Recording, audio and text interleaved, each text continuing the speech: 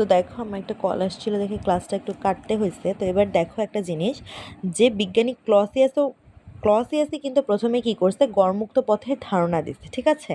আর বিজ্ঞানী ক্লসিয়াস কি বলছে, একটি অণু গতিশীল এবং বাকিগুলো স্থির রেখে গড়মুক্ত পথের মানে সূত্রটা দিচ্ছে, যেটা আমরা সবাই দেখলাম যে একটা প্রথমে কি ছিল, একটা প্রথমে গতিশীল ছিল আর পরেগুলো সেগুলো স্থির ছিল।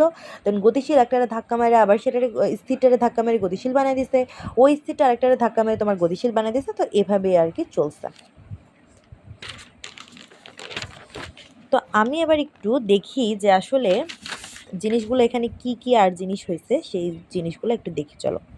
গড়মুক্ত পথের সূত্র তো আমি একটু আগে পাইলামই, যে ল্যামডা ইজ ইকাল টু 1/পাই সিগমা স্কোয়ার এইন, যেখানে সিগমা মানে হচ্ছে অণুর ব্যাস বা সিলিন্ডারের ব্যাসার্ধ, আর এন মানে হচ্ছে অণুর সংখ্যা, ঠিক আছে।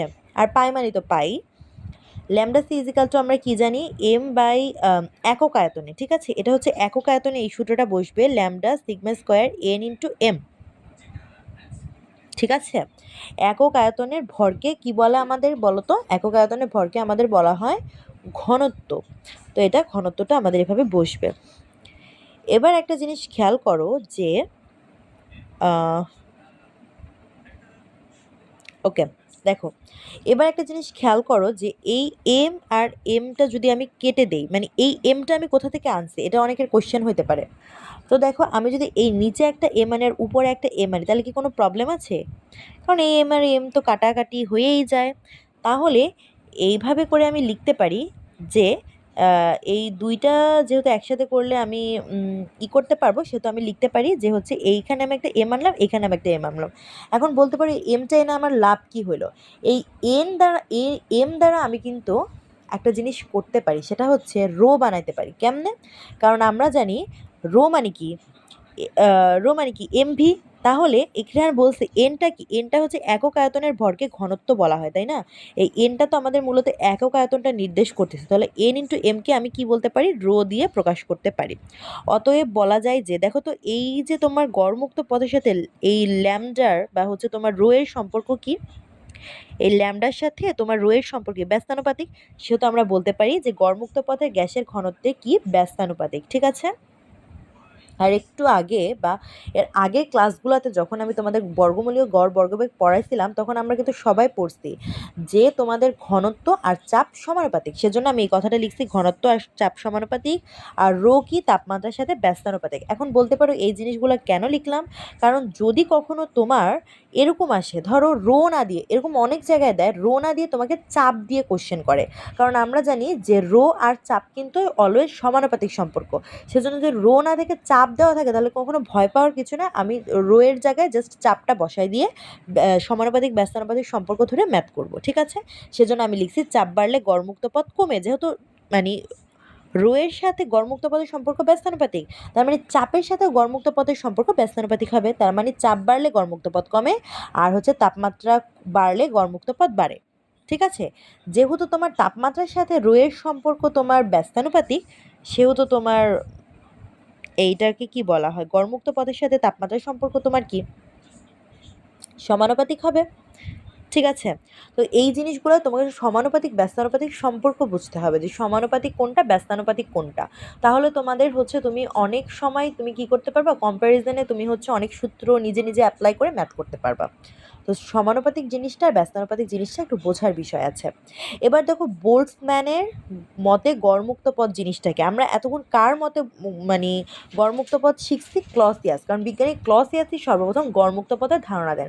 দেন এক এক বিজ্ঞানী আরও এক একভাবে ব্যাখ্যা করেন। যেমন প্রথমে তোমার নিউক্লিয়ার মডেল নিয়ে কে ব্যাখ্যা দিছিল, প্রথমে রাদারফোর্ড ব্যাখ্যা দিয়েছে, তারপর ওটা দেখে দেখে কি করছে, বোর ব্যাখ্যা দিছে, তারপর ওটা দেখে দেখে ম্যাক্সওয়েল ব্যাখ্যা দিছে, ওটার ভুল ধরছে, তাই না? তো এরকম কোনো একটা জিনিস কেউ প্রথমে সেটা কি করে, নামকরণ করে বা ব্যাখ্যা দেয়, পরবর্তীতে ওটার বিশেষ বিশেষ রূপ আসে। তো তেমনই ক্লসিয়াস সর্বপ্রথম গড়মুক্ত পথের ধারণা দিচ্ছেন, এবং পর্যায়ক্রমে তারপরে বোল্টজম্যান গড়মুক্ত পথের ধারণা দেন, ম্যাক্সওয়েল গড়মুক্ত পথের ধারণা দেন, ঠিক আছে। তো বোল্টজম্যানের মতে গড়মুক্ত পথের যে সূত্রটা, সেটা হচ্ছে বিজ্ঞানী বোল্টজম্যান গড়বেগ ধরে গড়মুক্ত পথ মানে গড়মুক্ত পথ করেন, ঠিক আছে। তো দেখো বিজ্ঞানী বোল্টজম্যান গড় বেগ ধরে কি বলছে, গড় বেগ ধরে গড়মুক্ত পথ বের করেছে। যেমন বোল্টজম্যান তাই আমি ল্যামডা বি দিয়ে প্রকাশ করছি, ঠিক আছে। Lambda B is equal to 3/4 1/পাই সিগমা স্কোয়ার এন। ঠিক আছে। এই যে যে তোমার ক্লসিয়াসের যে সূত্রটা ছিল তার আগে জাস্ট 3/4 দিয়ে দিবা। আর হচ্ছে এই পুরার সূত্রটা মানে কি, এই পুরা সূত্রটা মানে যেহেতু ক্লসিয়াসের সূত্র, তাই আমি এটার বদলে ল্যামডা সি লিখতে পারি, সেটাই আমি লিখছি। ঠিক আছে। আর ম্যাক্সওয়েলের মতে গড়মুক্ত পথ কি, বিজ্ঞানী ম্যাক্সওয়েল বেগ বন্টনের সূত্র থেকে গড়মুক্ত পথের ধারণা দেন। এই দুটো কিন্তু মনে রাখবা। বোল্টজম্যান কি সূত্র ব্যবহার করে, বোল্টজম্যান হচ্ছে গড় বেগ ধরে গড়মুক্ত পথ বের করছে, আর ম্যাক্সওয়েল গড়মুক্ত পথের সূত্র বের করছে হচ্ছে বেগ বন্টনের সূত্র থেকে। তাই এই যে যে তোমার ম্যাক্সওয়েল, তাই আমি ল্যামডা এম ধরছি। আর হচ্ছে এই ক্লসিয়াসের সূত্রের আগে 1/√2 বসাবা, দেখবা হচ্ছে এটাই কি হয়ে যাবে, ম্যাক্সওয়েলের সূত্র হয়ে যাবে। সেহেতু তুমি এটারে কি করবা, এটার বদলে আমি কি লিখতে পারি, ল্যামডা সি লিখতে পারি। ঠিক আছে। এখানে দেখো আমি ক্রম লিখছি, ক্লসিয়াসের সূত্র সব থেকে বড়, তারপরে হচ্ছে তোমার বোলসম্যানের সূত্র, তারপরে হচ্ছে আমাদের কি ম্যাক্সওয়েলের সূত্র। ঠিক আছে। তো মনে করো তোমারে হচ্ছে মাঝে মাঝে যদি ক্লসিয়াসের সূত্র আর হচ্ছে তোমার বোলসম্যানের সূত্র একসাথে বের করতে বলে, তো ফার্স্টে ক্লসিয়াসের সূত্র বের করবা, দেন ক্লসিয়াসের সূত্রের সাথে 3/4 ভাগ দিয়ে মানে যত মান আসবে সেটা গুণ দিয়ে দিবা, শেষ। এবার দেখো, বিজ্ঞানী ক্লসিয়াস একটি গ্যাস পাত্রের একটি অণুকে গতিশীল রেখে বাকিগুলোকে স্থির রেখে গড়মুক্ত পথ বের করেছে, রাইট? একটু আগে আমি যেটা তোমাদের বলে আসছি ক্লসিয়াস। আর বিজ্ঞানী বোল্টজম্যান গড় বেগ ধরে গড়মুক্ত পথের ধারণা বের করতে মানে ধারণা দিছে। আর বিজ্ঞানী ম্যাক্সওয়েল কি করছে, বেগ বন্টনের ধারণা থেকে হচ্ছে তোমার এই সূত্রটা আনছে। তো তিনটা বিজ্ঞানী তিনটা, ফার্স্টটা কি করছে, একটারে গতিশীল রেখে বাকিগুলোর স্থির ধরে গড়মুক্ত পথ বের করছে। বোল্টজম্যান হচ্ছে তোমার গড় বেগ ধরে গড়মুক্ত পথ বের করছে। আর ম্যাক্সওয়েল তোমার কি করছে, ম্যাক্সওয়েল হচ্ছে আমাদের বেগ বন্টনের সূত্র থেকে ম্যাথ করছে। এখানে দেখো একটা কথা লিখে দিচ্ছি, কোনো বিজ্ঞানী কথা যদি উল্লেখ না থাকে গড়মুক্ত পথের ম্যাথের ক্ষেত্রে, তবে ম্যাক্সওয়েল গড়মুক্ত পথের সূত্র ইউজ করবো। ঠিক আছে। কারণ আমাদের যেহেতু, এবার একটা জিনিস দেখো, এই জিনিসটা অনেকে ভুল করে যে কোনো কিছু বলা নাই তার মানে আমাকে গড়মুক্ত পথের মান বের করতে বলছে, ল্যামডার মান বের করতে বলছে। যেহেতু ক্লসিয়াস হচ্ছে আমাদের সর্বপ্রথম গড়মুক্ত পথের ধারণা দিচ্ছে, তাহলে আমি ক্লসিয়াস ব্যাখ্যা করি। বাট নো, হবে না। কেন? তোমাকে যদি প্রশ্নে কিছু বলা না থাকে যে তুমি কার সূত্র ধরে তুমি গড়মুক্ত পথের মান বের করবা, তখন তোমাকে অবশ্যই অবশ্যই তোমার কার সূত্র ধরে ম্যাথ করতে হবে, ম্যাক্সওয়েলের সূত্র ধরে ম্যাথ করবা। ম্যাক্সওয়েল কিন্তু, ঠিক আছে, নট ক্লসিয়াস। এবার তাহলে আমি একটু ম্যাথে চলে যাই, দেখি আমার ম্যাথগুলো কেমনে আর কি আসে। তো দেখো এখানে একটা কোশ্চেন আছে, গ্যাস পাত্রের অণুর ব্যাস 3 × 10⁻10 মিটার, প্রতি ঘন সেন্টিমিটারের অণুর সংখ্যা 6 × 10⁻20টি, গড়মুক্ত পথ বের করো। জানা আছে আমাদের, এই যে কি বলছি, বলছে গড়মুক্ত পথ বের করো, বলে নাই কিন্তু ম্যাক্সওয়েল, ক্লসিয়াস না বোল্টজম্যান, কিছুই বলে নাই। তার মানে আমি বলছি কোনো কিছু যদি বলা না থাকে আর যদি আমাকে গড়মুক্ত পথের মান বের করতে বলে, তাহলে আমাকে অবশ্যই কি করতে হবে, ম্যাক্সওয়েলের সূত্র ধরে করতে হবে। তাহলে আমি ম্যাক্সওয়েলের সূত্র কি জানি, আমরা ম্যাক্সওয়েলের সূত্র জানি যে হচ্ছে তোমার এই যে ক্লসিয়াসের সূত্র ইন্টু 1/√2। তো আমি ক্লসের সূত্রটা আগে লিখছি, 1/√2 পরে লিখছি। তোমরা 1/√2 আগে লিখে ক্লসিয়াসের সূত্রটা পরে লিখতে পারো। ঠিক আছে। বা এখানে এভাবে করে লিখতে পারো, ল্যামডা সি লিখে তারপরে এই সূত্রটা বসাতে পারো, যার যার ইচ্ছা।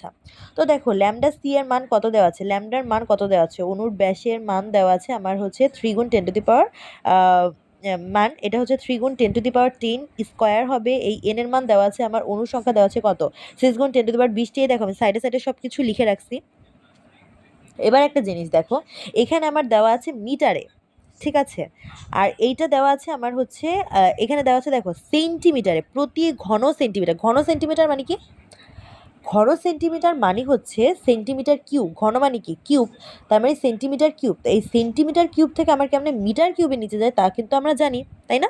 তো সেন্টিমিটার থেকে মিটার কিউবে নিতে গেলে আমার হচ্ছে 10⁻6 দিয়ে গুণ দিতে হবে, তাইলে আমি ইসে চলে যাবো। এখন তোমরা আমাকে বলতে পারো, আমি তো হচ্ছে সেন্টিমিটার থেকে মিটারে নিতে গেলে তো আমরা 10⁻3 দিয়ে হচ্ছে তোমার করি, কি বলে এটাকে,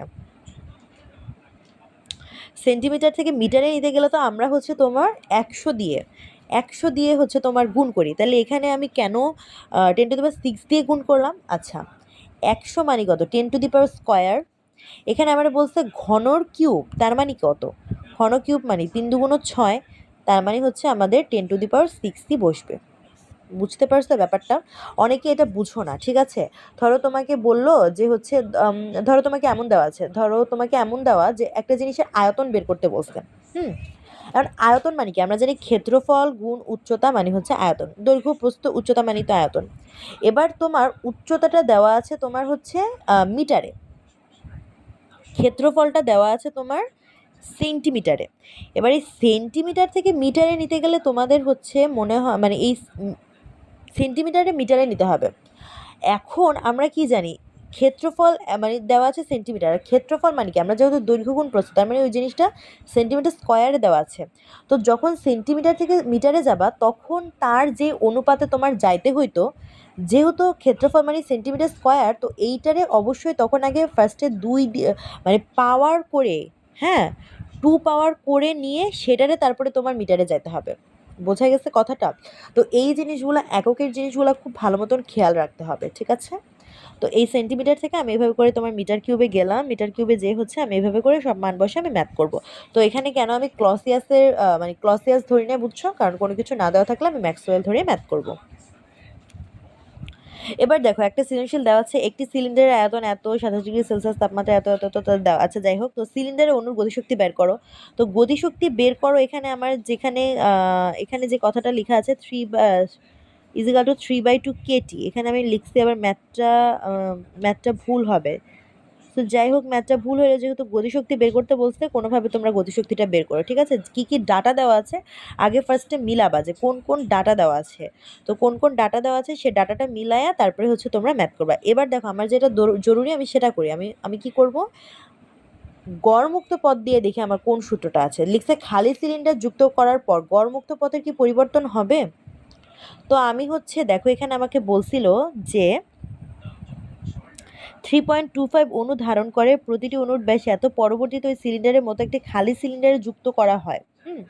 তাহলে আমি হচ্ছে এখানে দেখো যেহেতু কিছুই বলা নাই, তার মানে আমি দুইবারই, যেহেতু আমাকে দুইটা ধরে ম্যাথ করতে হবে, তাই আমি দুইবারই কি করব বলো তো, আমি দুইবারই হচ্ছে তোমার ম্যাক্সওয়েলের গড়মুক্ত পথের সূত্রটা ধরবো, কারণ হচ্ছে কিছু না বলা থাকলে ম্যাক্সওয়েলের সূত্র ধরে ম্যাথ করতে হবে। তার মানে ধরো আমি এটারে ধরলাম ম্যাক্সওয়েলের সূত্র, একটারে ধরলাম 1 আর একটারে ধরলাম 2। এবার দেখো আমার তো কিছুই দেওয়া নাই এখানে, তাই না? জাস্ট হচ্ছে তোমার অণুর ব্যাস দেওয়া আছে আর অণু ধারণ করতে পারে এতটুকু, এই কথাটা লেখা আছে। তা বাদে কি আর কোনো কথা লেখা আছে? কোনো কথা কিন্তু লেখা নাই। তার মানে আমাকে এখানে বলছে খালি সিলিন্ডার যুক্ত পথের পর গড়মুক্ত পথে কি পরিবর্তন হবে। তো পরিবর্তন আর এখানে দেওয়া আছে তোমার হচ্ছে অণু ধারণ করতে পারে, এই জিনিসটা লেখা আছে। তো আমরা একটু টেকনিক অবলম্বন করি, চলো আমার এত কিছু লাগবে না, আমি জাস্ট হচ্ছে এই দুইটা সূত্র ব্যবহার করে আমি একটা সম্পর্কে নিয়ে আসি। সম্পর্কটা হচ্ছে দেখো তোমার এই ল্যামডা, যদি তুমি সব কিছু মানে কাটাকাটি করো বা যাই বলো না কেন, তখন কিন্তু আমি কি পাই, λ2 = λ1 গুণ 2। ঠিক আছে, এই সবগুলো কাটাকাটি করে কিভাবে কাটাকাটি করে আমি এটা পেলাম, দেখো এই এখানে যে জিনিসটা আছে কি বলছে এখানে, যে তোমার 3 × 10⁻²৫টি অণু ধারণ করে, প্রতিটি অণুর ব্যাস এত মিটার, পরবর্তীতে সিলিন্ডারের মতো একটি খালি সিলিন্ডারের সাথে যুক্ত করা হলো। ওকে, এক সেকেন্ড একটু বুঝে নেই কি বলছে এখানে। একটি সিলিন্ডারের আয়তন এত এবং 27 ডিগ্রি সেলসিয়াস তাপমাত্রায়। ওকে ওকে ওকে ওকে ওকে, বুঝতে পারছি। দেখো প্রথমে আমার যে কাজটা করা লাগবে সেটা হচ্ছে আমি আমার টার্গেট আছে মনে মনে, যে আমি হচ্ছে λ1 আর λ2, ঠিক আছে, এই λ1 আর λ2 এইখানে ধরে আমি প্রথমে এই পর্যন্ত আনবো, কারণ আমি তো কম্প্যারিজন করেই কোনটার পরিবর্তন হবে, এটা আমি পরিবর্তনটা কিভাবে বের করব, কোনো কিছু একটা কম্প্যারিজন করেই না। তাহলে এখানে n1 আর n2, ঠিক আছে, এই n1 আর n2 যদি মানটা আমি বের করি, তাহলে মানটা যদি বসাইতে পারি, তাইলেই তো আমার চলে আসবে যে প্রথমে কি ছিল পরে আমার গড়মুক্ত পথ কেমন হয়েছে, তাহলে তো আমি গড়মুক্ত পথের পরিবর্তনটা পাবো, তাই না? তো আমি আগে প্রথমে এই দুইটারে কি করেছি, 2 দ্বারা 1 দিয়ে ভাগ করলে আমার দেখো সব কিছুই কেটে যায়, খালি n আর n1 n2 থাকে।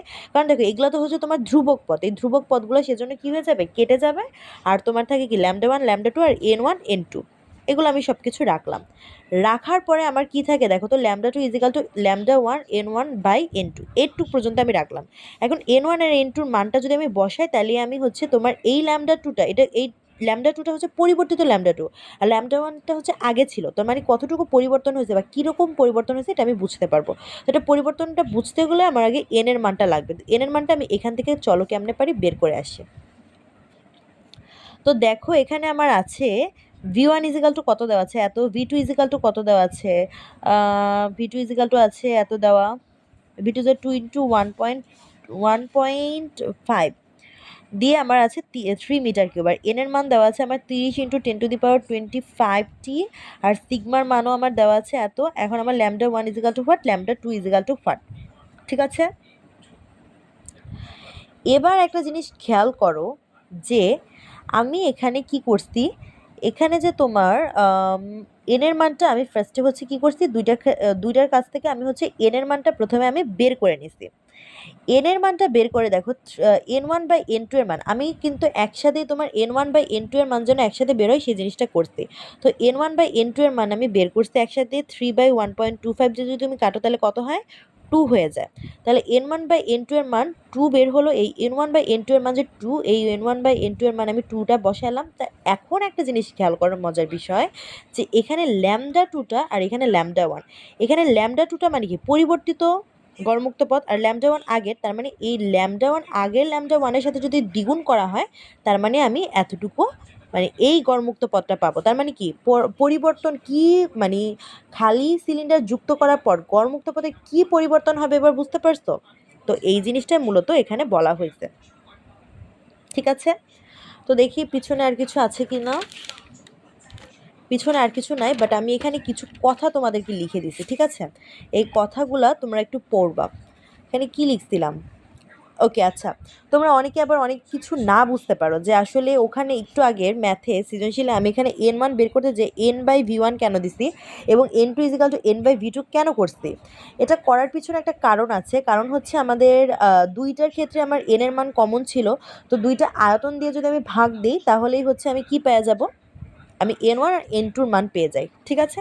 তো এই কারণে আর কি করা, আর এটা করছি। আর এবার একটা জিনিস খেয়াল করো, এখানে যেই সূত্রটা আছে এখান থেকে তুমি হচ্ছে, এটা রাজশাহী বোর্ড 2016, এখান থেকে তুমি রো এর মান বের করবা। এখানে রো এর মান বের করতে বলছে এই সূত্রে, তো এই ডাটা দেওয়া থাকলে রো এর মান কেমনে বের করবা সেটা একটা কোশ্চেন।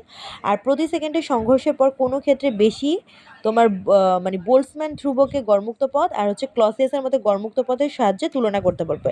তো এই দুইটা তুলনা করবা, তো তুলনা করে পর দেখবা যে কোনটা কম কোনটা বেশি হয়, ঠিক আছে। এটা হচ্ছে তোমাদের হোমওয়ার্ক রাজশাহী বোর্ড 2016। আর একটু আগে যে ম্যাথটা করলাম খ নাম্বারে, সেটা যদি তোমাদের কারো বুঝতে প্রবলেম হয় তার ব্যাখ্যাও এখানে লেখা আছে। তো এটাই। তো আজকের ক্লাসটা মূলত ছিল গড়মুক্ত পথ বেসড ম্যাথ।